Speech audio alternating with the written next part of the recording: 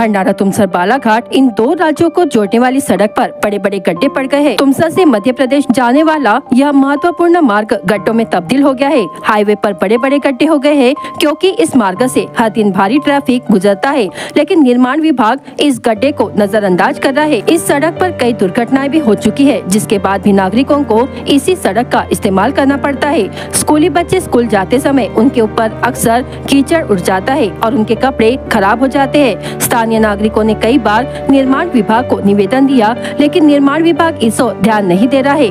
ऐसे में सवाल उठ रहा है कि क्या प्रशासन किसी की जान जाने के बाद जागेगा।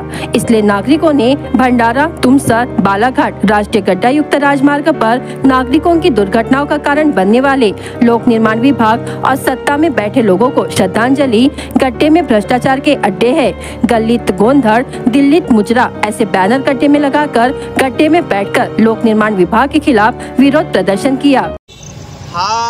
मी कोणाच्याही विरोधात बोलल्या लायकीचा नाही आहे, पण लोकांना जागृत करण्यासाठी या बांधकाम विभागाचे मी डायरेक्ट प्रशासनाला बोलत आहे। प्रशासनाला म्हणजे माझे डायरेक्ट इथं मजकूर सुद्धा लिहिला आहे की बांधकाम विभागाच्या भोकात पाय आणि सत्तेतील सत्तापिपासू यांना भावपूर्ण श्रद्धांजली।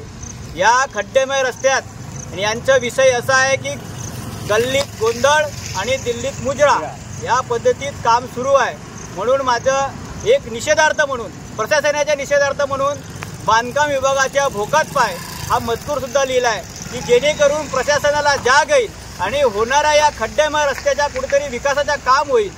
हाच माझा हेतू आहे। माझा हेतू कुठल्याही कोणत्याही राजकीय नेत्यांना उद्देशून नाही आहे।